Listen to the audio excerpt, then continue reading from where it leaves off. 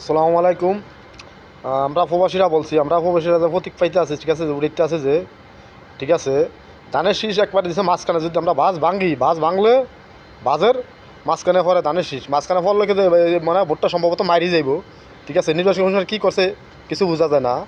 আর আরেকটা কথা হয়েছে কি, জমাতের এক নেতা, তার বাসায় বহুত ব্যালট পেপার, ভোটের ব্যালট পেপার, বহুত অবৈধ ব্যালট পেপার, ঠিক আছে, বহুত ব্যালট পেপার।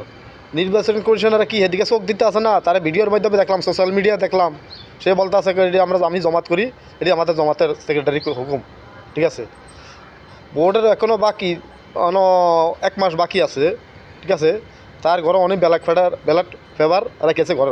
তো জাল ভোট দেওয়ার লেগে কি জমাত কি প্রস্তুত? জাল ভোটের লেগে প্রস্তুত জমাত। ঠিক আছে, জাল ভোটের লেগে অনেক প্রস্তুত আর জমাত। ঠিক আছে, তাই নির্বাচন কমিশন বলতে, নির্বাচন কমিশন এটা হস্তাক্ষর করেন। আপনি কি বসে বসে খালি ঘুম যান নাকি এটা দেখেন, হাত দেখেন কি হয়তো আছে দেশে? ঠিক আছে, ডাক্তার নিউজ সাহেবরা বলছি, ডাক্তার নিউজ সাহেব আপনি এটা ঠিক করেন, এটা ঠিক করেন। এখনই ভোট এখনও হয় না, জমাতের ঘরে আগেই ব্যালট পেপার গেছে জমাতের পাত্রিকাতে।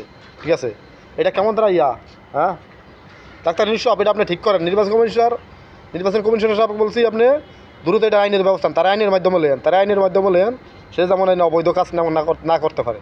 ঠিক আছে, সে যেন অবৈধ কাজ না করতে পারে। আমরা প্রবাসীরা দেখছি, আমরা সোশ্যাল মিডিয়া দেখলাম, সে কিছু সাংবাদিকের সামনে গেছে, আর সাংবাদিকরা বলছে আপনি এটা করছেন কেমনি? তো আমি জমাত করি, জমাতের আর কি। ঠিক আছে, তো আমি নির্বাচন কমিশনাররা বললাম দ্রুত জমাতের এই নেতারা গ্রেপ্তার করেন, দ্রুত জমাতের নেতারা গ্রেপ্তার করেন।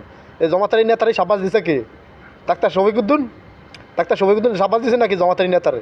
হ্যাঁ, আমার এই ভিডিওটা সোশ্যাল মিডিয়া ছাড়িয়ে দেন দ্রুতভাবে, সবাই লাইক করে সোশ্যাল মিডিয়া ছেড়ে দেন, সবাই প্রতিবাদ করেন। জমাতেরা এখনও ভোট হয় না, জমাতেরা তো অনেক ব্যালট পেপার শুরু হয়েছে, এখনও ভোটের বাকি।